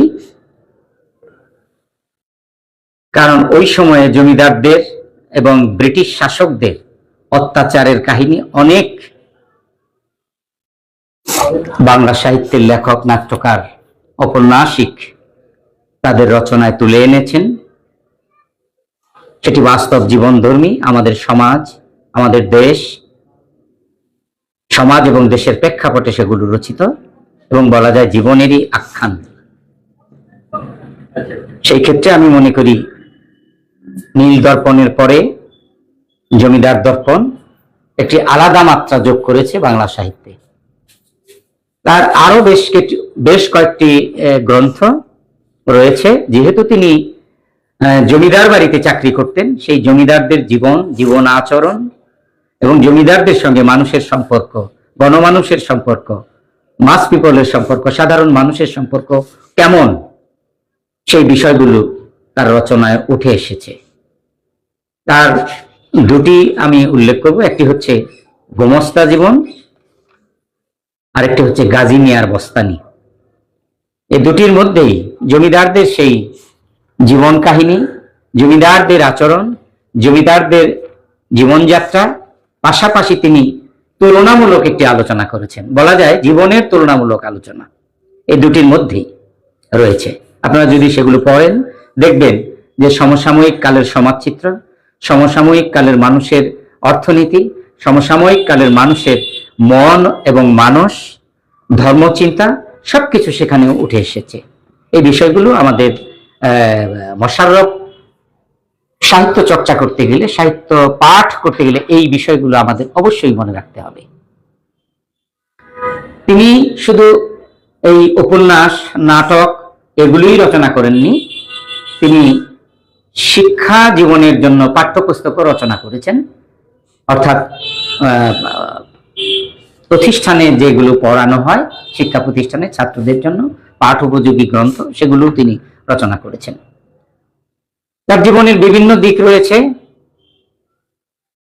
তবে যে উপন্যাসটি রচনার ক্ষেত্রে তিনি বাংলা গদ্যের মধ্যে, মুসলমানদের মধ্যে একটি ডাইমেনশন আনেন, একটি পরিবর্তন আনেন, একটি বিপ্লব আনেন, আমি মনে করি সেটি তার বিষাদ সিন্ধু বলতেই হবে। ধর্ম নির্ভর সাহিত্য এটি বাংলা সাহিত্যে একমাত্র নয়, পৃথিবীর অনেক দেশেই ধর্মনির্ভর সাহিত্য রচিত হয়েছে। বাংলা সাহিত্যে মাইকেল মধুসূদন দত্ত কি নিয়ে লিখেছেন? স্টাইলটা ইউরোপীয়, কিন্তু তিনি তো সেই মহাভারতের কাহিনী নিয়েই লিখেছেন, রাম রাবণের যুদ্ধ। কাজেই মীর মোশাররফ হোসেন দেখলেন যে কি নিয়ে লেখা যায়। তিনি একটি উপন্যাস লিখলেন, এটি মহাকাব্যিক উপন্যাস যেটাকে বলা যায়। সোহেল কিছুটা বলবার চেষ্টা করেছেন। মহাকাব্যিক উপন্যাসের মধ্যে মহা ঐতিহাসিক ঘটনা থাকে, সেটি তিনি তুলে এনেছেন। কারবালার সেই বিয়োগান্তক ঘটনা, ইসলামের ইতিহাসে যেটিকে ট্র্যাজিক ইতিহাস বলা হয়, ট্র্যাজিক স্টোরি বলা হয়, সেটি কিন্তু মোশাররফ তার বিষাদ সিন্ধুতে তুলে এনেছেন। সেটি বর্ণনা, সেটি রূপ রস এতটাই কাব্যিক, এতটাই কল্পনা প্রবল, যদি তিনি কবি হতেন আমার মনে হয় তিনি সত্যিকারে একটি মহাকাব্য লিখে ফেলতে পারতেন। কিন্তু এই জন্যই আমি তার এই উপন্যাসটিকে কাব্যিক উপন্যাস বলবো, মহাকাব্যিক উপন্যাস। মহাকাব্যিক এই উপন্যাসে তিনি যে চরিত্র নির্মাণ করেছেন, মূল কয়েকটি চরিত্র ঐতিহাসিক, অন্য চরিত্রগুলো কাল্পনিক। এটাই হচ্ছে সৃজনশীল সাহিত্য প্রতিভার মৌলিক বৈশিষ্ট্য। সেখানে একটি লাইন, সোহেল একটি লাইনের বলেছেন, সেটি আমরা পড়েছি বলেই জানি, কিন্তু উপন্যাসের যে কল্পনা শক্তি, যে কাব্যিক কল্পনা, সেটি তুলে এনেছেন বাংলা সাহিত্যে। তার মতো করে কেউ তুলে আনতে পেরেছেন, আমি অন্তত বাংলা সাহিত্যের ছাত্র, কিছুকাল শিক্ষকতাও করেছি মাদ্রাসায়, 2 বছর অধ্যাপনা করেছি, আমার জানা নেই। সেটি কিরকম? যখন ইমাম হোসেনের সমস্ত বংশধরকে হত্যা করা হলো কারবালার সেই প্রান্তরে, তখন তার বৈমাত্রীয় একজন ভাই ছিলেন, তার নাম মহাবীর আবু হানিফা। তিনি চলে এলেন তার ভাইদের সেই হত্যার প্রতিশোধ নিতে, যদিও তিনি বৈমাত্রীয় ভাই, তিনি ইচ্ছা করলে নাও আসতে পারতেন। তিনি চলে এলেন, তিনি বীর দর্পে যুদ্ধ করলেন। যুদ্ধ করতে করতে এজিদের সেই বংশধর, এজিদের সেই সৈন্যবাহিনীর প্রায় বৃহদাংশ তিনি নির্মূল করলেন। কিন্তু বিধাতার, যেহেতু এখানে ট্র্যাজিক একটি বিষয় তিনি তুলে এনেছেন, বিধাতার ইচ্ছা অন্যরকম, যে এজিদকেই তিনি জিতিয়ে দেবেন, ঠিক সেই ইসের মতো, ওই মহাকাব্য মাইকেল মধুসূদন দত্তের মেঘনাদ বধের মতো, যে জিতিয়ে দিবেন। এই জন্য দেখা গেল যে তিনি লিখলেন যে সেই মহাবীর হানিফার সেই বীর, সেই দক্ষতা, রণনৈপুণ্যকে থামানোর জন্য, সেটিকে বন্ধ করার জন্য কাল্পনিকভাবে তার সেই যুদ্ধের ময়দানে সেই এজিদ বাহিনীর যে তাবু, যে যারা জীবিত ছিলেন তাদের দিকে যখন তিনি ধাবিত হচ্ছেন, তখন সেই কল্পিতভাবে সেখানে একটি বৃহৎ প্রাচীর আপনা আপনি উঠে গেল। এই যে বিষয়টা, এটি কিন্তু ঐতিহাসিক সত্য নয়, এটি হচ্ছে কবির কল্পনা, এটি হচ্ছে ঔপন্যাসিকের সৃজনশীলতা। তিনি কল্পনায় একটি জিনিসকে উপস্থাপন করলেন যেটি ঐতিহাসিক নয়, অথচ ঐতিহাসিক কাহিনী নির্ভর। এভাবে তিনি সেই মহাবীর হানিফাকে তার যে বীরত্ব, তার যে সেই বীরত্ব গাথা, সেটি একদিকে তুলে এনেছেন। অন্যদিকে কি করেছেন, তারপরে দেখা গেল যে তাও তিনি থামছেন না, সেই দেওয়াল ভেঙেই তিনি এজিদের সেই রক্ত পিপাসু বাহিনীকে প্রতিশোধ নিতে এগিয়ে যাচ্ছেন। এবং তখন সেই প্রাচীরের মধ্য দিয়ে তিনি যখন যেতে পারলেন না, তখন তিনি বিরত হলেন। তখন লেখক লিখছেন যে তার সেই অস্ত্রের ঝনঝনানি সেই প্রাচীরের উপার থেকেও শোনা যাচ্ছে। এখনো যেন সেই প্রাচীরের উপার থেকে মহাবীর হানিফার সেই পদধ্বনি, তার সেই তরবারির ঝনঝনানি, তার সেই তরবারির সেই শব্দ এখনো যেন কান পাতলে সেই দেওয়ালের উপাস থেকে শোনা যায়। এটি কি? এটি হচ্ছে কবির কল্পনা, এটি হচ্ছে সৃজনশীল একজন দক্ষ, একজন নিপুণ ঔপন্যাসিকের কল্পনা শক্তি। এই কল্পনা শক্তি বাংলা সাহিত্যে মীর মশাররফের আগে কেউ দেখাতে পারেননি। আর এই জন্যেই আমি সোহেলের একটি বক্তব্যকে আমি প্রতিবাদ করেই বলতে চাই যে তিনি বলেছেন যে বঙ্কিমচন্দ্রের অনুকরণে, আমি তার জবাব দিয়ে এভাবেই বলতে চাই, যে বঙ্কিমচন্দ্রের অনুকরণে আপনি বলেছেন, সেই বঙ্কিমচন্দ্রই বলেছেন যে বাংলা সাহিত্যে কোন মুসলমান মীর মোশাররফের মতো এইভাবে দক্ষতার সাথে উপন্যাস রচনা করতে পারে। মীর মোশাররফের আগে আমি কোনো মুসলমান ঔপন্যাসিকের মধ্যে সেই দক্ষতা দেখিনি। তার সেই দক্ষতা, তার সেই মুন্সিয়ানা, তার সেই নৈপুণ্য, সৃজনশীলতা বাংলা সাহিত্যে তার আগে কেউ নেই। যে বঙ্কিমচন্দ্রের উপমা দিলেন যে তাকে, সেই বঙ্কিমচন্দ্রই তার প্রশংসায় পঞ্চমুখ হয়ে এই কথা বলেছেন। তো যাই হোক, এভাবে কারো আলোচনা এভাবে আমার মনে হয় করলে জিনিসটা শ্রুতি কটু শোনায়, এবং একজন বক্তার যে কি বলবো সেটাকে, বক্তার যে নৈপুণ্য, বক্তার যে মেধা মনন, সেগুলোর ক্ষেত্রে হানি ঘটে বলে আমি মনে করি। ভবিষ্যতে সোহেল এই বিষয়গুলো মাথায় রাখবেন। তিনি ভালো বলেন, তার প্রামাণ্য দলিল উপস্থাপনা, তার বর্ণনা ভঙ্গি, তার বলার বৈশিষ্ট্য আমি মুগ্ধ হই, তিনি ভালো বলেন। তো তারপরে সবশেষে বলতে চাই যে মীর মোশাররফ হোসেন বাংলা সাহিত্যের মুসলিম সাধকদের পথ প্রদর্শক, বিশেষ করে বাংলা উপন্যাসে। তার সেই পথ ধরেই পরবর্তীকালে মুসলমান ঔপন্যাসিকগণ তাদের দক্ষতা, তাদের সৃজনশীলতা, তাদের সেই সৃষ্টিশীলতা তারা রেখে গেছেন। আমি আজকের এই দিনে আমি মনে করি মীর মোশাররফ হোসেন আজও এই উপন্যাস রচনার ক্ষেত্রে অজেয় এবং কি বলবো চিরস্মরণীয় হয়ে থাকবেন তার এই উপন্যাস রচনার মধ্য দিয়ে। তবে তার সেই কিছু কবিতাও তিনি রচনা করেছেন। তিনি যখন দেখলেন যে কবিতায় আমার ভালো হচ্ছে না, তিনি সেটি বুঝতে পেরেই কবিতা রচনা বাদ দিয়ে তিনি তার গদ্য রচনায় মনোনিবেশ করলেন। কাজেই তার আরো অনেকগুলো গদ্য রয়েছে। তিনি ধর্মীয় একটি গদ্য রচনা করেছেন, সেটি হচ্ছে মৌলুদ শরীফ। আমরা যে বাংলায় মিলাদ শরীফ পাঠ করি, সেটিও তিনি রচনা করেছেন। কাজেই ধর্মীয় অনুশাসনে তিনি যে বেড়ে উঠেছিলেন, সেটি তার রচনার মধ্যে সেই ধর্মনিষ্ঠাও লক্ষ্য করা যায়। তবে ধর্মনিষ্ঠার ক্ষেত্রে তার একটি সমন্বয় ধর্মী মানসিকতা আমরা দেখতে পাই। গো জীবন, যেটি আলী রেজা একটু আগে বলেছেন, সেই গো জীবনের মধ্যে তিনি যেটি বলেছেন, সেটি আরেকটি সম্প্রদায়, আরেকটি জাতির মধ্যে সেটি তার সেই সমন্বয়ের বক্তব্য দেওয়ার কারণে একটি বিভ্রান্তি সৃষ্টি হয়, একটি অশান্তি সৃষ্টি হয়। পরে তিনি সেটি স্বনির্বন্ধভাবে ক্ষমা প্রার্থনা করে তার বিরুদ্ধে যে অভিযোগ আনিত হয়, তার থেকে তিনি পরিত্রাণ পান। কারণ এটি মুসলমানদের ধর্মীয় একটি অনুষঙ্গ। সেই ধর্মীয় অনুষঙ্গকে তিনি যত বড় ঔপন্যাসিক হন, যত বড় লেখক হন, সেটি তিনি এইভাবে বলতে পারেন না। তিনি বলতে পারেন যে এটি মুসলমানদের বিবেচনার বিষয়, কিন্তু গরু যেহেতু কুরবানি, কোরআনে স্পষ্টাক্ষরে লেখা আছে যে নবী ইব্রাহিম তার বড় সন্তানকে কুরবানির মধ্য দিয়ে এই পৃথিবীতে কুরবানি প্রথাটা প্রচলিত হয়, এবং সেটি সূরা আল ইব্রাহিমের মধ্যে স্পষ্টাক্ষরে সেটি রয়েছে।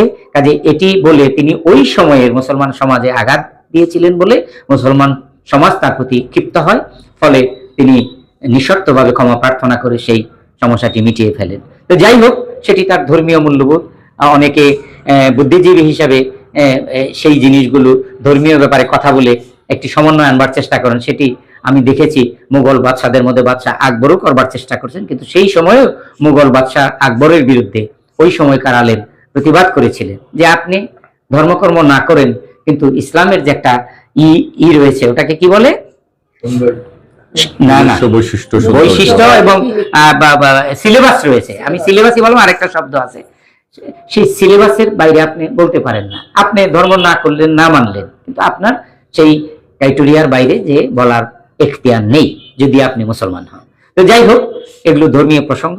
সকলকে ধন্যবাদ আমাকে শোনার জন্য, এবং যারা দর্শক শ্রোতা এতক্ষণ শুনছেন, লাইভ দেখছেন, শুনছেন, আমাদের এই অনুষ্ঠান সম্পর্কে আপনারাও বলবেন, আপনারাও আমাদের মতামত দিয়ে সমৃদ্ধ করবেন। ধন্যবাদ সকলকে, ধন্যবাদ আজকের অনুষ্ঠান এই আয়োজককারী কর্তৃপক্ষকে। আসসালামু আলাইকুম। প্রিয় দর্শক শ্রোতা, স্পেল বাইন্ডার, এ ধরনের বক্তাকে একজন স্পেল বাইন্ডার বলা যায়। তো তার সহজাত ভাবেই পূর্বের ন্যায় আজকেও চমৎকার বললেন আমাদের প্রিয় বক্তা অ্যাডভোকেট আল রুহি। চমৎকার বলেন এবং একেবারে বাধাহীন ভাবে বলে যান, আজকেও তাই বললেন। আমরা তার কাছে কৃতজ্ঞ, চমৎকার বলেছেন। আর প্রিয় দর্শক শ্রোতা, এখন আমরা আজকের অনুষ্ঠানের মুখ্য আলোচক বা প্রধান আলোচক যাই বলি, এই প্রধান আলোচক সাদি সালমান, সহকারী অধ্যাপক এবং বিভাগীয় প্রধান, দর্শন বিভাগ, major general Mahmudul Hasan degree college Anuhola. Sadi Salman, আপনাকে বিনীত অনুরোধ করছি আপনার বক্তব্য তুলে ধরবার জন্য। প্রিয় দর্শক, আজকের এই আলোচনা অনুষ্ঠানের প্রধান আলোচক সাদি সালমান। আসসালামু আলাইকুম। আজকের এই শিল্প আড্ডায় আলোচ্য বিষয় মীর মোশাররফ হোসেন ও তার সাহিত্যকর্ম। এই আলোচনা অনুষ্ঠানে সভাপতি অধ্যাপক লেখক রুকেয়া বেগম রুকু, অনুষ্ঠানের সঞ্চালক বা উপস্থাপক বা moderator major general Mahmudul Hasan আদর্শ কলেজের অধ্যক্ষ মোহাম্মদ আমিনুল ইসলাম উজ্জ্বল, আমার খুব প্রাণের মানুষ কৃষিবিদ ডক্টর রফিকুল ইসলাম, আমার বন্ধু আইনজীবী এবং এক সময়ের শিক্ষকতা করেছেন, বিশিষ্ট লেখক, নজরুল গবেষক, নজরুলের উপরে বেশি লেখালেখি করেন জনাব আল রুহি। উপস্থিত আছেন দর্শন বিষয়ের অধ্যাপক, বিজ্ঞ আলোচক ডক্টর আলী রেজা, যার আলোচনা শুনলে আমার খুব ভালো লাগে, অধ্যাপক শহীদ সুরবৈদ্য। উপস্থিত আছেন ইংরেজি বিষয়ের অধ্যাপক ইমরোজ, এবং সেই সাথে যারা শুনছেন প্রত্যেকেই আমার আন্তরিক অভিনন্দন এবং শুভেচ্ছা জানাচ্ছি। আলোচ্য বিষয় মীর মোশাররফ হোসেন, যার ছদ্মনাম গাজী মিয়া, আর এই নামের উপরে তার একটি বই আছে, গাজী মিয়ার বস্তানি, যেটা আমাদের আলোচকদের মধ্য থেকে উঠে এসেছে। মীর মোশাররফের জন্ম এবং মৃত্যু দুটো নিয়েই মতভেদ আছে। জন্ম 1947 সালে হলেও দুইটা তারিখের কথা উল্লেখ আছে। 1847 হলেও তারিখে দুটো কথা আছে, আর মৃত্যু 1911 অথবা 1912। তার মানে জন্ম এবং মৃত্যু দুটোরই মতভেদ আছে। সে যাই হোক, মীর মোশাররফ হোসেনের সাহিত্যকর্ম একটি সমৃদ্ধ সাহিত্য ভান্ডার। মীর মোশাররফের জন্ম বঙ্কিম আমলে, বঙ্কিমচন্দ্রের কিছু পরে মীর মোশাররফের জন্ম। যে সময় ধর্মান্ধ আমাদেরকে এমন কিছু শিক্ষা দিত যে শিক্ষাগুলো আসলে মানব দরদি ছিল না, যে সময় জমিদারদের অত্যাচার ছিল, জমিদারদের আরাম বিলাসের জন্য জমিদাররা নিরীহ কৃষকের উপর অত্যাচার করত, সেই সময়ে একটি অসাম্প্রদায়িক চেতনা নিয়ে মাত্র 5ম শ্রেণী পর্যন্ত পড়ুয়া এই মীর মোশাররফ অসাধারণ তার সাহিত্য ভান্ডার রেখে গেছেন, যা মুসলিম সাহিত্যিকদের জন্য অধিকৃত। পরবর্তীতে মুসলিম সাহিত্যটা এই মীর মোশাররফ হোসেনকেই অনুসরণ করেছে। আজকে যে সমস্ত বিজ্ঞ আলোচক থাকেন, যারা আলোচনা করেছেন, আমার বন্ধু আগ্রহী বরাবরই মুখ্য আলোচক থাকেন। আজকে আমাকে মুখ্য আলোচক করা হয়েছে। আমি এর দৃষ্টতা, আমি এই সাহস, এই দুঃসাহস রাখি না এখানে মুখ্য আলোচক হিসাবে আলোচনা করতে। আমি দেখেছি সোহেল শৌকত যে চমৎকার বক্তব্য উপস্থাপন করেছে, এর মধ্যে দিয়ে বিস্তর আলোচনা হয়েছে। আমি দেখেছি আমিরা যে বিস্তর আলোচনা করেছে, এর মধ্যে দিয়ে সুন্দর বক্তব্য উপস্থাপন হয়েছে, তার বিভিন্ন তথ্য উপস্থাপিত হয়েছে। আমি দেখেছি আগ্রহী যে চমৎকার বক্তব্য উপস্থাপন করলেন। তারপর এই মীর মোশাররফ হোসেনের জন্য আর কি বাকি থাকে? কিন্তু নয়, বাকি তো অনেক রয়ে গেছে। আমরা একটু স্বল্প পরিসরে আলোচনা করছি মাত্র। যার 42টি গ্রন্থ হওয়ার মতো সৃষ্টিকর্ম হয়ে গেছে, সাহিত্য হয়ে গেছে, তার 36টি বই প্রকাশিত হয়েছিল, আর 6টি অপ্রকাশিত। পরবর্তীতে প্রকাশিত হয়েছে কিনা সে তথ্য আমার জানা নেই। এই মীর মোশাররফ হোসেন 5ম শ্রেণী পর্যন্ত পড়ার পরে ভর্তি হয়েছিল কলকাতায় কলেজিয়েট স্কুলে, কিন্তু পরবর্তীতে তার পড়া হয়নি। মীর মোশাররফ হোসেন একটি জমিদার পরিবারে জন্মগ্রহণ করেন, অথচ এই জমিদারদের অত্যাচার, নির্যাতন, নিরীহ মানুষের প্রতি যে আচরণ ছিল, তার বিরুদ্ধে তিনি ছিলেন একটি তীক্ষ্ণ তরবার। এই মোশাররফ হোসেন যা সাহিত্যকর্মের মাধ্যমে মানবীয় গুণসম্পন্ন একজন মানুষ হিসেবে আমাদের কাছে উপস্থাপিত হয়েছেন। সোহেল শৌকত বলেছেন, তার সৃষ্টি যতগুলো সৃষ্টি করেছে তার মধ্যে বিষাদ সিন্ধুই শ্রেষ্ঠ। আসলে মীর মোশাররফ হোসেন যতগুলো সাহিত্যকর্ম করেছেন তার মধ্যে শ্রেষ্ঠ বিষাদ সিন্ধু। তিনি যদি অন্য সৃষ্টি কোনো নাও করতেন, শুধু বিষাদ সিন্ধু লিখে তিনি বিখ্যাত হতেন। এই মহান লেখক আমাদের ইসলামের কে আরো প্রচার করেছেন, অথচ ইসলামের লোক দ্বারাই তিনি লাঞ্ছিত হয়েছিলেন। একটি প্রবন্ধ, সেটি ছিল গরু জীবন। তিনি চিন্তা করেছেন যেহেতু গরুর কথা সরাসরি আমাদের কুরবানির মধ্যে নাই, কারণ যখন ইসলাম ও তার পুত্রকে জবাই করতে গেলেন, কুরবানি করতে গেলেন, কুরবানি হয়ে থাকে, তখন কিন্তু কুরবানি হয়েছিল একটি পশু। সেই পশুটাও গরু নয়। কিন্তু পরবর্তীতে যেহেতু আরবে গরু নাই, গরুর পরিবর্তে উট, দুম্বা এগুলো কুরবানি হয়ে থাকে। আমাদের দেশে, ভারত উপমহাদেশে এটা গরু মহিষ এর মধ্যে চলে আসলো। তখন মীর মোশাররফ দেখলেন আমাদের গরু এবং মহিষ কৃষিকাজের জন্য ব্যবহার হয়।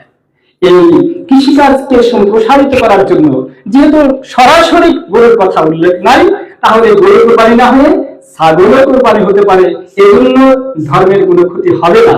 এই ব্যাখ্যা যখন তিনি দিলেন, কিন্তু যারা মৌলবাদী, যারা সরাসরি মৌলকে আঁকড়ে রাখতে চান, তখন একটি ধর্মসভা ডেকে তাকে এটার জন্য মাপ চাইতে বলা হলো এবং তার স্ত্রীকেও হারাম ঘোষণা দিয়ে তারা একটি এটার বিরুদ্ধে আন্দোলন করলো।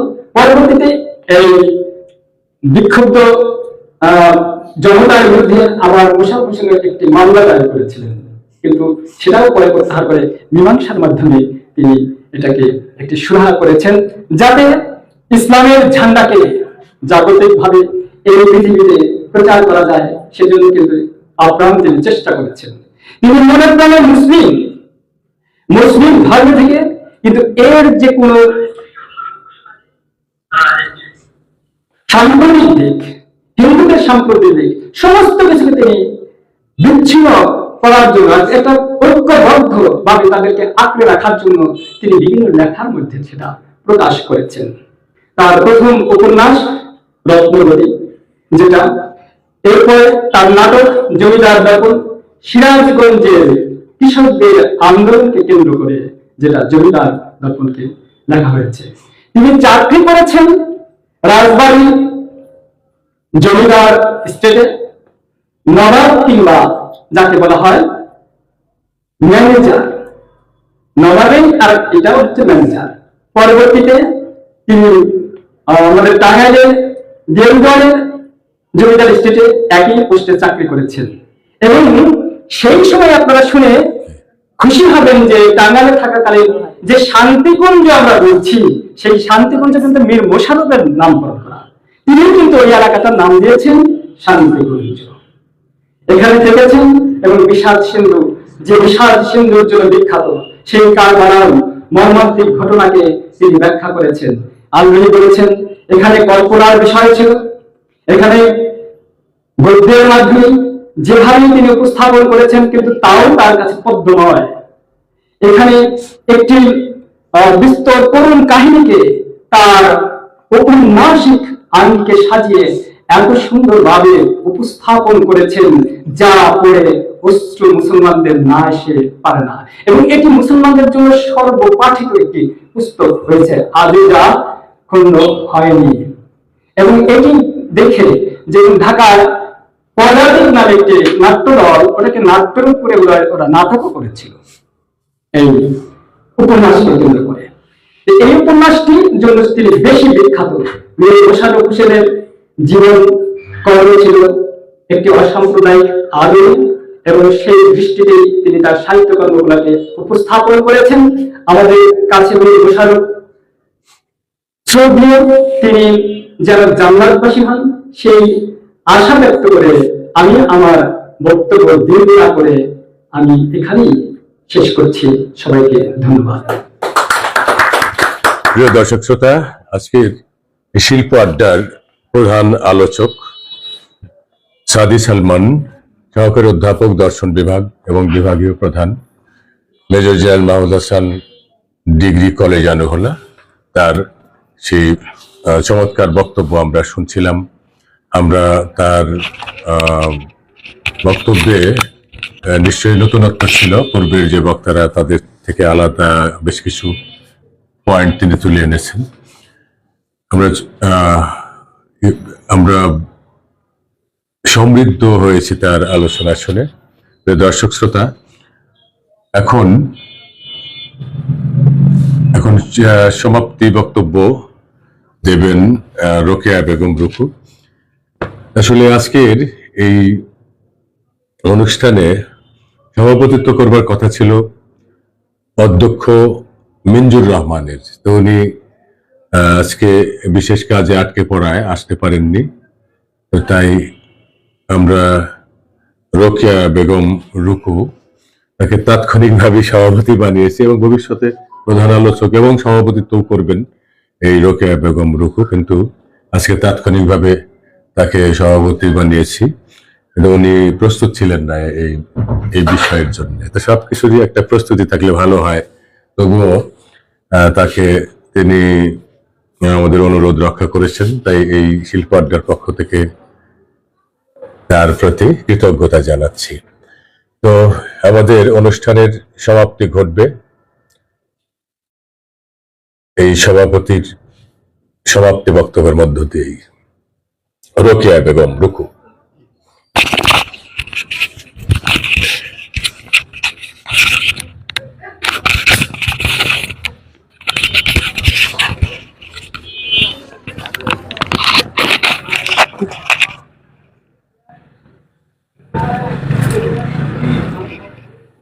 আসসালামু আলাইকুম, শুভরাত্রি।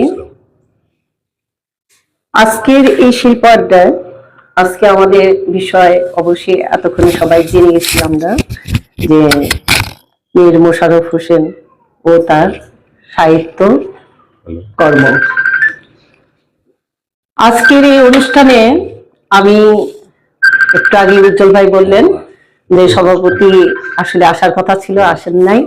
তবে আমিও আজকের এই বিষয়টা জানি না, মোশাররফ নিয়ে যে আলোচনা, তা আমি হঠাৎ করে উপস্থিত তাৎক্ষণিকভাবে, কারণ শিল্প আড্ডাটা আমার ভীষণ ভালো লাগে। আমি যতই ব্যস্ত থাকি, আমার পরীক্ষা চলতেছে কলেজে, এই শিল্প আড্ডা ভালোবাসার টানেই আমি ছুটে আসি এবং সেইরকমই প্রস্তুতি ছাড়া চলে আসছি এবং অনুরোধে আমি আজকে সভাপতিত্ব করেছি।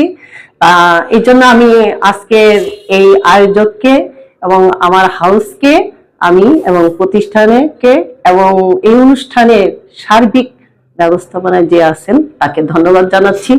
আমি জানি এটা যোগ্য না, তারপরেও আমি মানুষ, আমি একজন শিক্ষক, কাজেই আমি মনে করি সব কাজই আমার করতে হবে, এই ভেবেই আমি নিজেকে মানিয়ে নিয়েছি।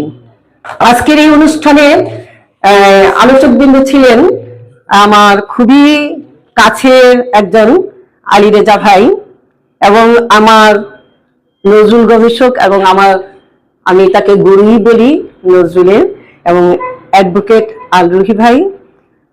তারপরে ছিলেন আমার আমার একই বিশ্ববিদ্যালয়ের আমার ভাই সোহেল শুকর্য, এবং আজকের যে প্রধান আলোচক অধ্যাপক সাদি সালমান, আমার খুব কাছের একজন ভাই।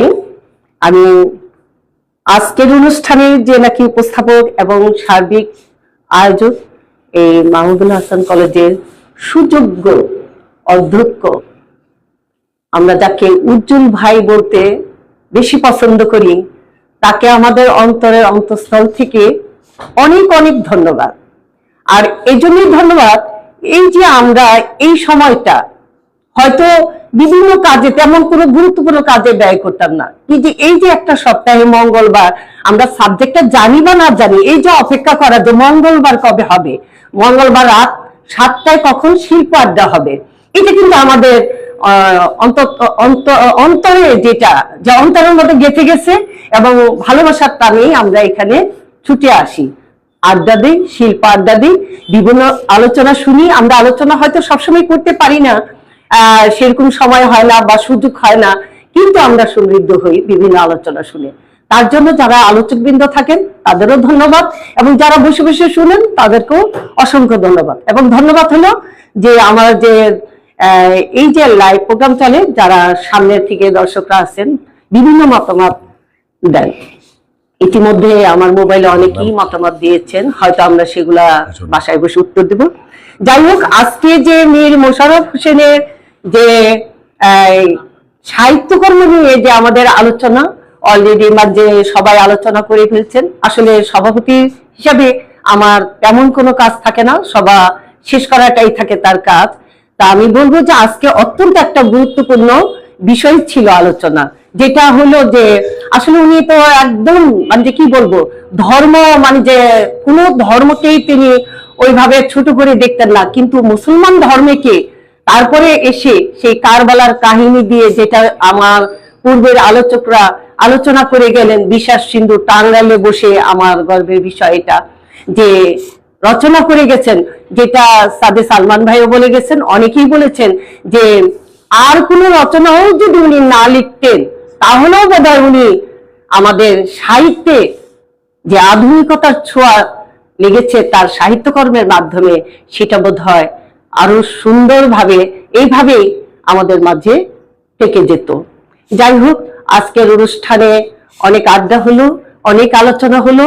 আমরা যে একজন মোশাররফ হোসেনকে পেলাম, সেই মোশাররফ হোসেনের আসলে আজকে আলোচনায় আমাদের বোধহয় অনেক সুন্দর আলোচনা হয়েছে, তারপরে মনে হয় জানি কোথায় একটু বাদ রয়ে গেছে, কারণ আমাদের সবাই একটু অজানা ছিল বলে। আমি অনুরোধ করব আজকের যে আয়োজক, পরবর্তীতে আবার যেন আমরা এই কবিকে নিয়ে, সাহিত্য নিয়ে এবং তার একটাই বিশ্বাস সিন্ধু বইটা নিয়ে অন্তত যাতে আমরা আলোচনা করতে পারি, পরবর্তী সেই আলোচনার সুযোগ যাতে আমাদের আসে, আমাদের যেন জানানো হয়, আমরা যেন উপস্থিত থাকতে পারি, তাহলে আমরা মনে করি যে আমরা আরো সমৃদ্ধ হব এবং আরো আলোচনা করতে পারবো, আরো জানতে পারবো। এবং আমাদের যে প্রজন্ম যারা তরুণ আছেন, তরুণ প্রজন্ম, এদের এই বিষয়গুলা খুবই জানা দরকার। আসলে পাঠ্য বইয়ে এখন ওইভাবে কতটা আছে, মানে দেখা যায় যে হয়তো ইন্টার লেভেলে আছে, আমি মনে করি স্কুল লেভেলেরও এগুলা আরো সুন্দরভাবে সবার সামনে আরো আসা উচিত।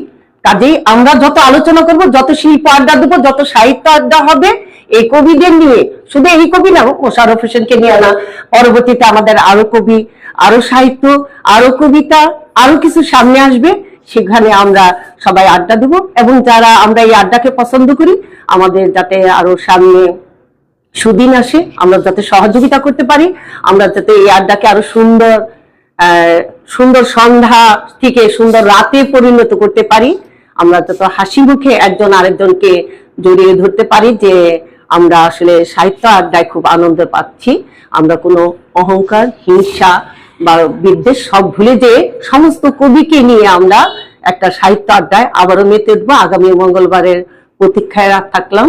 এবং আজকের অনুষ্ঠানে যারা যারা সামনে থেকে শুনছেন তাদেরকেও ধন্যবাদ, এবং ধন্যবাদ আজকে বিশেষ করে সঞ্চালক আমাদের উজ্জ্বল ভাইকে, আজকে এত সুন্দর একটা অনুষ্ঠানে আমাকে সভাপতিত্ব করার জন্য, এবং ধন্যবাদ। যুদ্ধ করতে হয়েছে, সেখানে বাংলা মায়ের দামাল ছেলেরা জীবন দিয়েছে, আত্মহত্যা দিয়েছে, রফিক, জব্বার, সালাম, বরকত, আরো নাম না জানা অনেকে। কিন্তু পৃথিবীতে আমাদের এই যে জানা ইতিহাসের মধ্যে আমরা বলতে পারি যে এই ভাষার জন্য যুদ্ধ করতে হয়েছে কিনা আমার অন্তত জানা নেই। তাহলে আমাদের দুর্ভাগা জাতি, যে আমাদেরকে সেই ভাষাকে রক্ষা করার জন্য যুদ্ধ করতে হয়েছে। তো এটা বলছি এই কারণে, এই কথাটুকু প্রাসঙ্গিক ভাবছি এই কারণে যে সেই 52 সালের আগেই এই মীর মোশাররফ হোসেন তার এক প্রবন্ধে, যেমন মুসলমানের বাংলা শিক্ষা, এই ধরনের প্রবন্ধে তিনি প্রথম অংশ, দ্বিতীয় অংশ এবং নানা অংশে তিনি প্রবন্ধ লিখেছেন। সেখানে তিনি দুঃখ করে বলেছেন যে বাংলাদেশের মানুষেরা, অর্থাৎ বিশেষ করে মুসলিম জাতি, মুসলমানেরা এই বাংলা ভাষাকে হিন্দুদের ভাষা হিসেবে এক সময় মনে করত, এবং এটা হিন্দুদের ভাষা এটা ভাবতো। ভেবে তারা বাংলা, বিশেষ করে উচ্চ স্তরের, উচ্চ শ্রেণীর মুসলিমরা, তারা আরবি, ফার্সি, উর্দু এই বাংলা ভাষা রেখে এই ভাষাগুলোর প্রতি ঝুঁকে পড়েছিল।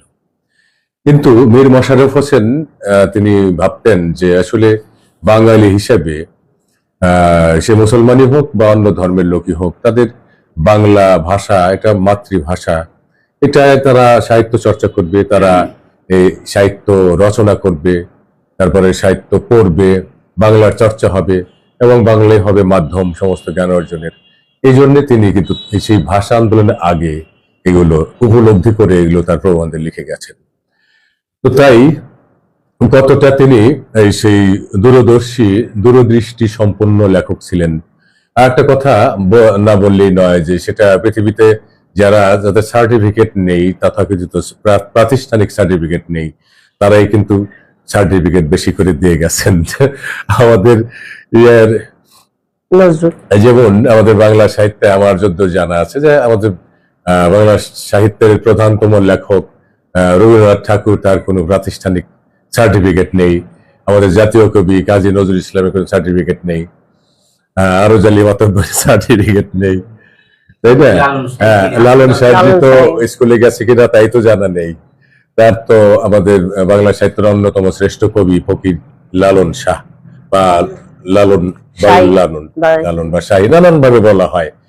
তো তারপর এই যে মীর মোশাররফ হোসেন, তারও প্রাতিষ্ঠানিক সার্টিফিকেট নেই, অথচ এরা যাদের এই যেমন উইলিয়াম শেক্সপিয়ারের সার্টিফিকেট নেই, জর্জ বার্নার্ড শ যেমন স্কুলে যান নেই, আধুনিক আব্দুল করিম সাহিত্য বিশারদ, তারও সার্টিফিকেট ছিল না, তিনি জানতাম না। ধন্যবাদ কৃষিবিদ রফিক চৌধুরী। তো এই যে তাহলে এটাই প্রমাণ করে, আমরা জানি যে কোনো নবী রাসূল কেউই কোনোদিন স্কুল কলেজে বা কোনো প্রতিষ্ঠানে লেখাপড়া করেন নাই, তাহলে এগুলো কোত্থেকে আসে, এদের জ্ঞান কোত্থেকে আসে যে এদের জ্ঞান এটা ঐশ্বরিক জ্ঞান, এগুলো এটা বিশেষভাবে এদেরকে এরা জ্ঞান অর্জন করে থাকেন এবং বিশেষ অবদান রেখে যান, যেগুলো পরে পরে আমরা শিক্ষিত হবার চেষ্টা করি, সার্টিফিকেট অর্জন করি। এই যে যাদের নাম বললাম, যাদের সার্টিফিকেটই ছিল না, অথচ ওয়াল্ট হুইটম্যান আমেরিকার জাতীয় কবিদের একজন, তারও কোনো সার্টিফিকেট নাই। হ্যাঁ, আমাদের জাতীয় কবিরও নাই। তো যাই হোক, ওনারা কিন্তু ওটা সেলফ মেড, সেলফ এডুকেটেড, তারা স্বশিক্ষিত এবং সুশিক্ষিত, তারা নিজেরা জ্ঞান, জন্য হাদিসে আছে যে জ্ঞান চর্চার বিষয়, তারা জ্ঞান চর্চা করে তাদের দূরদৃষ্টি আরো বৃদ্ধি করেছেন, তাদের যে অন্তর্চক্ষু খুলে গেছে, তারা ওইভাবেই ঐশ্বরিক শক্তির মাধ্যমে তারা লিখে গেছেন, যেগুলো আজ আমরা অনেক কেউ এগুলো পড়ে ওগুলো বিশ্লেষণ করে এবং থিসিস লিখে অনেকেই পিএইচডি ডিগ্রি অর্জন করছেন। তাহলে আমরা এটাই বলতে পারি যে জ্ঞান চর্চার বিষয়, যে হাদিসে যেটা আছে যে জ্ঞান চর্চার বিষয়, চর্চা করে করে তারাও জ্ঞানী হয়েছেন এবং সেই জ্ঞান আবার দান করেছেন বা লেখার মধ্য দিয়ে ছড়িয়ে দিয়েছেন পৃথিবীময়। তাই আমাদের এই যে আমাদের যে শিল্প আড্ডা, এটা কেউ হয়তো ভালো দৃষ্টিতে দেখে না, কিন্তু আমার অনুরোধ থাকবে, আমরা এখানে, আমার তো মনে হয় না যে খারাপ কিছু করছি, আমরা তো জ্ঞানের আলোচনাই করছি। এরপর যদি কারোর খারাপ লাগে, বুঝতে হবে তার সমস্যা আছে, তার মানসিক সমস্যা আছে। জ্ঞানের আলোচনা, এটা দর্শনের আলোচনা, এটা তো ভালো লাগার কথা, কিন্তু কারোর এটা খারাপ লাগলে বুঝতে হবে তার মাথায় সমস্যা আছে। তাই আমরা ঠিক ওই রকম, যে কবি নজরুল ইসলাম বলেছেন যে আমি কবি, বনের পাখির মতো আমার স্বভাব গান করার, কেউ তাড়িয়ে দিলে এই ডাল থেকে তাড়িয়ে দিলে ওই ডালে গিয়া বসি, সেখানে গান ধরি, কাহারও ভালো লাগিলেও গাহি, না লাগিলেও গাহি। আমাদের এই আলোচনা চলতেই থাকবে, আমাদের দেহে এই শেষ বিন্দু থাকাকালীন চলতেই থাকবে, এবং আমরা তো অন্যায় কিছু করছি না, এটা চলতেই থাকবে। জ্ঞানের আলোচনা, জ্ঞানের চর্চা, এটা হবে। শিল্প আড্ডা একটা জ্ঞান চর্চা কেন্দ্র। আপনারা ইচ্ছা করলে আপনাদের মধ্যে যারা ইচ্ছে করেন আসতে পারেন, এখানে আপনার বক্তব্য দিন, শুনুন। নাথিং গোজ ইন ভেন, কোনো কিছুই বৃথায় যায় না। বললেও সমস্যা, ভালো লাগবে, উপকৃত হবেন আপনি, শুনলেও উপকৃত হবেন। Both ways you will be benefited. So lastly, I would like to request you may visit us, you may come here, you may deliver a speech, or you may listen to the discussions made by different personalities coming from different walks of life. Here you have already enjoyed the speech delivered by different personalities, Mr. Advocate Al Ruhi, and there is a great man, Mr. Agriculturist Rafiq Choudhury, and I think in future he will deliver your lecture, your speech on another fixed topic. Dr. Ali Reza is a nice man, and he also delivered his speech on Mosharraf Hossain and the literary activities works of Mir Mosharraf Hossain. And today, in this function, Mr. Sadi Salman, Assistant Professor in the Department of Philosophy, Major General Mahmoud Hassan Degree College, Anuhola, was the chief speaker of today's function. I would like to express my gratitude towards this great man for being the chief speaker. And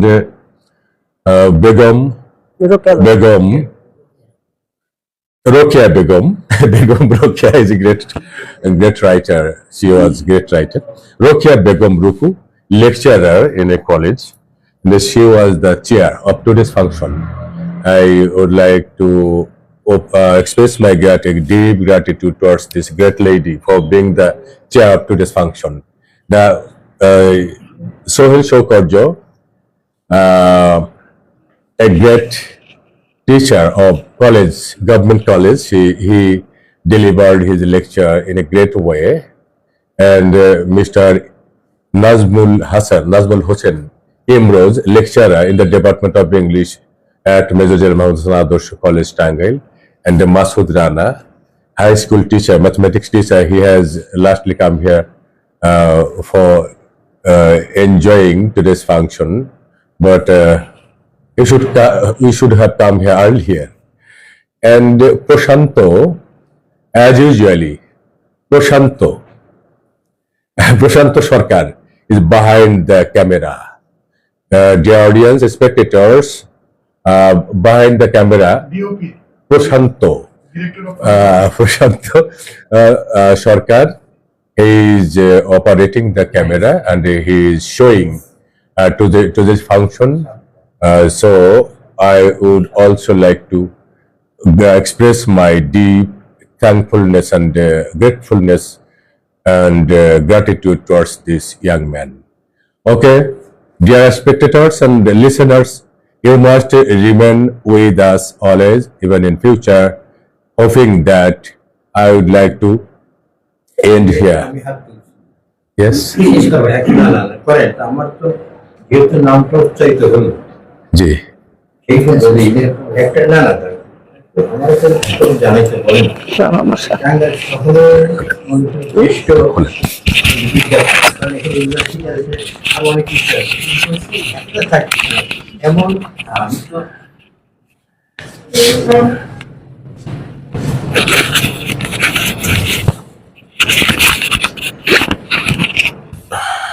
হ্যাঁ আমি বিষয়টা কৃষিবিদ রাকিব চৌধুরী, কৃষিবিদ রফিক চৌধুরী আমার বাড়ি নাগরপুর, আমার বাড়ি নাগরপুর।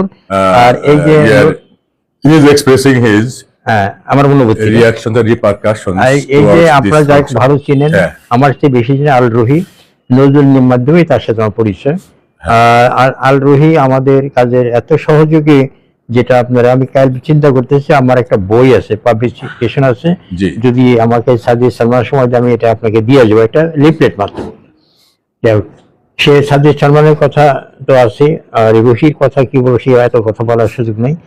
আমি যেটা মনে করি, এমন একটা জায়গায় বসে এমন একটা ব্যস্ত কাজের ভিতরে একদম প্রিন্সিপাল সাপ্তাহিক মিটিং করে, তো আড্ডা, সাহিত্য আড্ডা, এটা আমার কাছে খুবই খুবই ব্যতিক্রম মনে হয়েছে। এটা আমি অন্তঃস্থ ধন্যবাদ জানাচ্ছি। আরেকটা হলো যে এটা মঙ্গলবার আমাদের একটা অনুষ্ঠানে আমি জাতীয় কবিতা পরিষদ, যেটা মোহন রায়হান এবং রেজাউদ্দিন স্টালিন যে তারা পরিচালনা করে, ওইটার আমি মেম্বার। তো ওইটাও মঙ্গলবারে হয়। তো যাই হোক, জাতীয় কবি পরিষদের মাঝে কথাবার্তা বলি, কবিতা বলি, এটাও মঙ্গলবার। তাই মনে হইলো যে এক মঙ্গল কামাই দিয়ে আমার এখানে আসা যাবে। তো যাই হোক, তো খুব ভালো লেগেছে। রূপপুরে আমি চিনি, এবার সবাইটাই চিনি আমি। হ্যাঁ, যাই না, ঠিক আছে, না এমনি ঠিকই আছে। তো আপনার যে প্রচেষ্টা, যে উদ্যোগ, এটা অসাধারণ। এটা আমি কোনো মানে অ্যাক্টিং প্রিন্সিপাল এই ধরনের কাজ করতে পারে, যদি বলতে গেলে মানে কেমন এত ভালো কাজ, এত সাহিত্যের মধ্যে চিন্তা ভাবনা কিভাবে করতে পারে, এবং টাঙ্গাইলের মতো জায়গায়, যেটা আমি সত্যি সবাইকে ধন্যবাদ জানাচ্ছি। আমার এই প্রচেষ্টা সার্থক এবং আমাদের প্রচেষ্টা সার্থক। আসলে আরেকটা জিনিস আমি আমরা চালু করতে চাই, সেটা হলো যে স্বরচিত কবিতা আবৃত্তি সন্ধ্যা, যে কজনই হোক, এটা আমি উৎসাহিত করতে চাই। সেটা হলো যে যাতে আরো ভালো ভালো কবিতার জন্ম হয়। যেমন একজন লিখতে লিখতে কেউই জানে না যে আসলে তার লেখাটা কোন পর্যায়ে যাবে। মানে একজনের উদাহরণ আমি দিতে পারি, সে হলো উইলিয়াম ওয়ার্ডসওয়ার্থ, জানেন যে রোমান্টিক মুভমেন্টের যে ফাউন্ডার, শ্রেষ্ঠ রোমান্টিক কবি ইংরেজি সাহিত্যের। তো তিনি এবং তার যে ওই সাহিত্যে বেশ কিছু বন্ধু আছে, জুটি, উইলিয়াম ওয়ার্ডসওয়ার্থ এবং Samuel Taylor Coleridge, the rime of the ancient mariner আপনারা পড়েছেন, জানেন। তো সেই দুজন খুব ঘনিষ্ঠ বন্ধু ছিলেন। তো এই দুইজন বন্ধু মিলে লিরিক্যাল ব্যালাডস নামে একটা কালেকশন বা কবিতার সংগ্রহ, এখানে উইলিয়াম ওয়ার্ডসওয়ার্থের কবিতায় বেশি ছিল। এইখানে এইটার প্রিফেস বা মুখবন্ধ লিখতে গিয়া উনি লিখতে লিখতে the preface to lyrical ballads লিখে ফেলেন এমন কিছু বিশাল এক ক্রিটিসিজম, মানে criticism on literary activities, literary work, সমালোচনা সাহিত্য হয়ে গেল। ওই মুখবন্ধ লিখতে লিখতে লিখতে লিখতে লিখতে লিখতে এমন হয়ে গেল যে ওইটাই একটা ওই যে লিরিক্যাল ব্যালার্ডস এর চেয়ে গুরুত্বপূর্ণ হয়ে গেছে এই যে the preface to the lyrical ballads, অর্থাৎ ওই কবিতার উদ্দেশ্যে যে মুখবন্ধ লিখতে গিয়া এমন কিছু লিখে ফেললেন যে লিখতেই লাগলেন হয়ে গেল বিশাল এক গ্রন্থ। তো বিশাল বিষয়, ওই যে আপনার যদি সম্ভব হয় the preface to the lyrical ballads, এটা ক্রিটিসিজম, তো এটা দয়া করে পড়বেন। হ্যাঁ, এটা যদি সম্ভব হয় পড়বেন আসলে এখানে। তো এইটাই ওটার ইয়েতে যে আমরা তো আসলে বিরচিত কবিতাগুলোই বেশি পড়ি বলি, তাই আমরা এই করতে পারি যে কোন একবার আমরা নির্ধারিত করতে পারি এই সন্ধ্যায় কবিতা আবৃত্তি। হ্যাঁ, আমরা স্বরচিত কবিতা আবৃত্তি সন্ধ্যা করতে পারি। আবৃত্তি হলো, আবৃত্তির উপরে একটা আলোচনা হলো, মুখ্য আলোচক আলোচনা করে শুধু একাই। আচ্ছা, একজন আলোচক থাকবে, শেষে তিনি করবেন, মূল্যায়ন করবেন, আর এইভাবে আমরা মাস শেষে একজন শ্রেষ্ঠ কবিকে আমরা পুরস্কৃত করব। সেটা হতে পারে একটা কলম দিয়ে, একটা ডায়েরি দিয়ে, যেভাবেই হোক। তারপর জানেন আসলে এই এটা আমরা উৎসাহিত করতে চাই না, এতে করে হবে কি পার্টিসিপেন্ট বাড়বে। হ্যাঁ, এটা মুখ্য যে আলোচনাগুলো সহযোগ করে, এটা দীর্ঘ সময় লাগে। হ্যাঁ, প্রিয় দর্শক, আমরা লাইভ এখানে শেষ করছি। ভালো থাকুন, আল্লাহ আপনাদের সবার মঙ্গল করুন। আল্লাহ হাফেজ, আসসালামু আলাইকুম।